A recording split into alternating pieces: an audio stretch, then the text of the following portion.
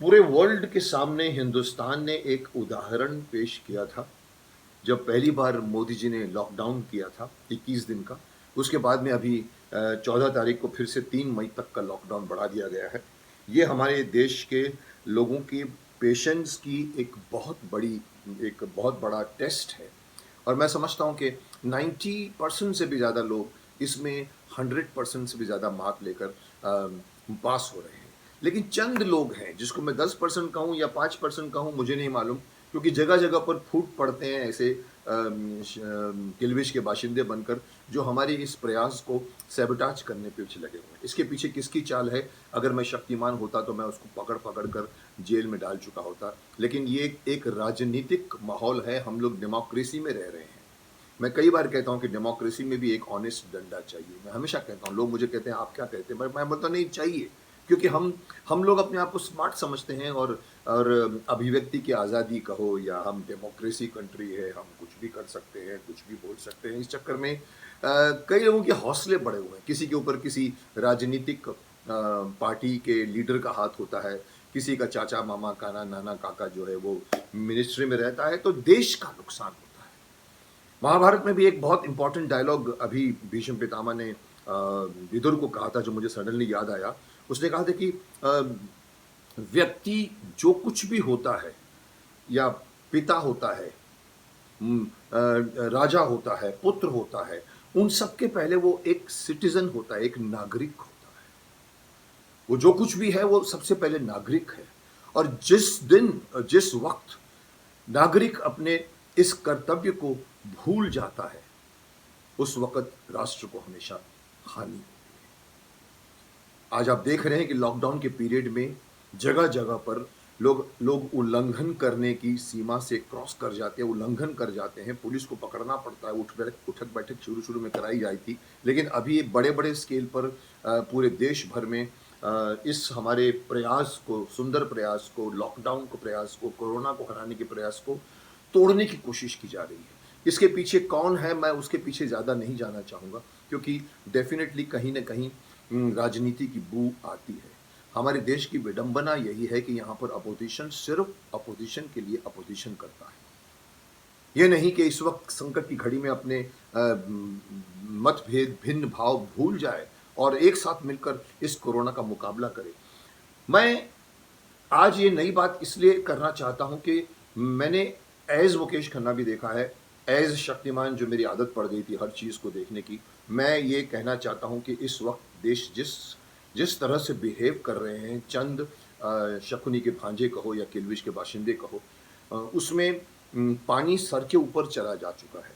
और मैं जैसे भीष्म पितामह ने अभी राज्य का विभाजन के लिए कहा था, दुखित हृदय से मैं कहना चाहता हूँ कि राज्य को 2 भागों में आप बाँट दीजिए और दोनों युवराजों को दे दीजिए। मैं भी दुखित हृदय से कहना चाहता हूँ, इस सारी की जो अभी जो एक मुहिम है, लड़ने की जो एक युद्ध है, सब कह रहे हैं कोरोना का युद्ध है। इस वक़्त माफ़ करना, पुलिस बहुत ईमानदारी से काम कर रही है। जगह-जगह पर पुलिस फ़ोर्स लगी हुई है, डॉक्टर की फ़ोर्स लगी है, लेकिन पुलिस के बस की बात नहीं है।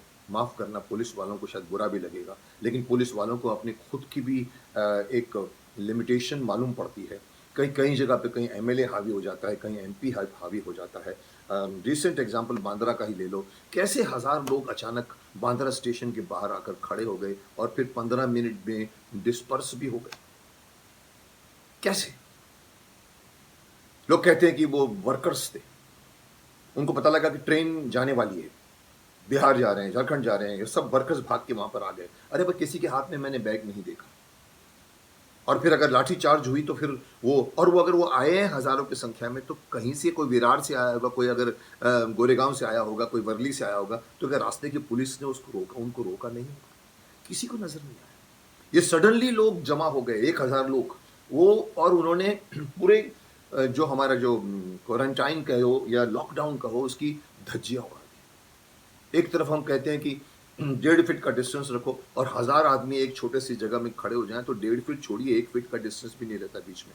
अगर किसी को एक को भी अगर कोरोना होगा, तो आप समझ सकते हैं कि कैसे ही बढ़ सकता है। इसलिए मैं एक प्रपोज़ कर रहा हूँ और मैं चाहता हूँ कि सरकार को भी मैं ये अपनी तरफ से एक अपील करना चाहूँगा कि मिलिट्री बुलाइए सर। खड़े कर दीजिए मिलिट्री को पूरे देश में, क्योंकि ये मामला अभी सर के ऊपर जा चुका है। खड़े कर दीजिए, टैंक खड़े कर दीजिए, मिलिट्री खड़ी कर दीजिए, किसी की माई के लाल की ताकत है कि बाहर निकल के दिखाए। चाहे वो जमात हो, चाहे वो निजामुद्दीन के लोग हों, चाहे वो बम्बई के लोग हों, या कहीं के भी लोग जो अचानक पहुँच जाते हैं। ये एक तरह से हमारे देश के लोगों की स्वास्थ्य से एक खिलवाड़ हो रहा है। एक तरफ नरेंद्र मोदी जी पूरे प्रयत्न से हाथ जोड़कर अपील करते हैं कि भई तेरा आप और कुछ दिनों के लिए 3 मई तक अपने घरों में रहो, लक्ष्मण रेखा बनाकर बाहर मत निकलो। और यहाँ लक्ष्मण रेखा तो छोड़िए, रावण राज बना के पहुंच जाते हैं जगह-जगह पर, कभी-कभी 1000 आदमी। आज का भी अगर मैं केस लेना चाहूँ तो मैं उस पे ज़्यादा टिप्पणी नहीं करूँगा, क्योंकि बहुत ताज़ा खबर है कि कोटा के स्टूडेंट्स को यूपी सरकार ने बसों में बिठाकर उनके घरों में ले जाने का ये एक्सपेरिमेंट किया है, या ये उनको मदद कर रहे हैं। अच्छी बात है, क्योंकि जगह-जगह पे लोग अटक चुके हैं। मेरे पास भी इतनी शिकायतें आती हैं लोगों की, मेरे जितने भी काम करते हैं बिहार के हैं, उन कहते हैं सर कई लोग अपने-अपनी जगह पे ऐसे फँसे हैं कि उनके पास 1 दिन का खाना होता है। ₹200 जेब में होते हैं कभी-कभी। और हम सरकार कह रही है कि सबको पैसे पहुँचाने का इंतज़ाम किया जा रहा है, लेकिन लॉ बनता है, लेकिन उसको इम्प्लीमेंट करना देखना चाहिए कि सबके पास पैसे पहुँचे हैं कि नहीं। अगर ये बात बढ़ जाएगी तो फ्रस्ट्रेशन बढ़ जाएगी और वो लोग भी आ जाएँगे सड़कों पर। इसलिए उसको तो रोकना ज़रूरी है। आज कोटा में स्टूडेंट्सों को अगर बसों में बिठा के लेके जा रहे हैं तो ज़ाहिर है पूरे अदर स्टेट के सरकार भी बोलेगी चलो हम भी अपने वर्करों को उनके गाँव में पहुँचाएँगे। और आप जानते हैं जिस दिन वो गाँव में पहुँच गए तो ये क्या से क्या हो जाएगा, मामला कहाँ से कहाँ पहुँच जाएगा आपको पता भी नहीं चलेगा। 1 का 2, 2 का 4, 4 का 16, 16 का 144 और बढ़ता जाएगा। ये तो हम कह रहे हैं कम्युनिटी में, हम कम्युनिटीज़ में अभी तक नहीं पहुँचे हैं हम कोरोना के। अगर कम्युनिटी सेंटर जब सेक्शन में पहुँच जाएँगे सेशन में तो गिनती ऐसे बढ़ती है कि मालूम नहीं पड़ता आपको। चाइना का भी केस हो चुका है, इटली का केस हो चुका है। इसीलिए मैं और मेरे जितने भी शक्तिमान के दोस्त हैं, उन सभी को भी कहूँगा कि प्रेशर डालिए और सरकारों को कहिए कि मिलिट्री लाई जाए, मिलिट्री खड़ी कर दी जाए, क्योंकि कर्फ्यू का मतलब ही होता है मिलिट्री के हाथ में होना चाहिए। पुलिस सँभालती है, लेकिन एक हद के बाद में पुलिस अगर नहीं सँभाल पा रही है, तो मिलिट्री को बुलाना चाहिए, क्योंकि मिलिट्री किसी के अंडर नहीं होती। आज अलग-अलग राज्य की सरकारें अलग-अलग पावर्स लेकर घूम रही है। कोई कहती है मैं कांग्रेस की हूँ, तो कोई कहती है कि मैं बंगाल वाले कहते हैं कि हम अपने हिसाब से काम करेंगे, साउथ वाले अपने हिसाब से काम करेंगे, तो फिर पुलिस भी बँट जाती है। ये सवाल न बंगाल का है, न ये सवाल महाराष्ट्र का है, न यूपी का है, न बिहार का है, न झारखंड का है, ये सवाल हिंदुस्तान का है। हर नागरिक का ये हक है कि उसे सुरक्षा प्रदान की जाए। और अगर इस तरह की सुरक्षा से खिलवाड़ की जा रही है जगह-जगह पर, और अगर नहीं रोका जा रहा है, जो दिख रहा है, आज हम जिस सिचुएशन पे हम एक दिन भी वेस्ट नहीं कर सकते। मेरी ये सलाह है कि मिलिट्री लेवल पर इसका मुकाबला किया जाए। मिलिट्री लेवल को, क्योंकि मिलिट्री न्यूट्रल रहती है, वो सेंटर की, वो सरकार के हाथ में रहती है, उसमें अलग-अलग स्टेट वाले अपनी-अपनी राजनीति उसमें नहीं डाल सकते। और ये ज़रूरी है हमारे देश के हर नागरिक के स्वास्थ्य के लिए, ये ज़रूरी है हर घर के लिए, हर परिवार के लिए, हर मोहल्ले, हर सिटी, हर देश के हर तबकों के लिए। क्योंकि गाँव में अभी तक भी डॉक्टर्स बोलो या सुविधाएँ जो हमने खड़ी कर दी हैं महानगरों में, अगर ये सारे पहुँच जाएँगे अपने गाँव में, तो ये भगवान ना करे अगर किसी एक को हो जाए, तो उसको सँभालना और भी मुश्किल हो जाएगा। इसलिए एक बार फिर से मैं सरकार से अपील करना चाहूँगा कि सर मिलिट्री लेकर आइए। ये युद्ध कहे, बार-बार हम वर्ड यूज़ करते हैं महाभारत का, मुझे 10 बार सवाल पूछा गया, सर आप भीष्म पितामह बन के आपने महाभारत का युद्ध किया है। अभी इस कोरोना युद्ध में आपका क्या रिएक्शन है, आपका क्या सलाह है? मैं कहता हूँ कि शक्तिमान बनकर भी मैंने युद्ध किया है, भीष्म पितामह बन के भी मैं रोल निभाकर भी मैं कुरुक्षेत्र के युद्ध को बहुत नज़दीक से देख चुका हूँ। और मैंने वहाँ पर यही देखा है कि सेनापति एक तरफ होता है और सेना एक तरफ होती है। सेनापति शंख बजाता है, कहता है आक्रमण, तो सेना आक्रमण करती है। पीछे हटने को कहती है तो वो पीछे हटती है। आज हम सेनापति तो हमारे पास बहुत हैं, सैनिक भी हम लोग बहुत बहुत ही ईमानदारी से निभा रहे हैं इस कंपल्सरी लॉकडाउन को। लेकिन अगर बीच में चालबाजियाँ हो रही हैं, राजनीति हो रही है, लोग सडनली जमात बनकर पूरे देश में फैल गए हैं, धारावी तक केस पहुंच चुका है। माफ़ करना जिस दिन धारावी फूटेगा ना तो बम की तरह फूटेगा। ये जो बम्बई का जो धारावी जो जगह है वो एशिया की सबसे बड़ी मानी जाती है झोपड़पट्टी। उसमें एक-एक कमरे में 8-8 लोग, 4-4 लोग, 6-6 लोग रहते हैं। हाइजीन बहुत मुश्किल से वहाँ पर कंट्रोल किया जाता है। उसके अंदर अगर ये कोरोना वायरस घुस गया तो आप समझते हैं कि क्या होगा?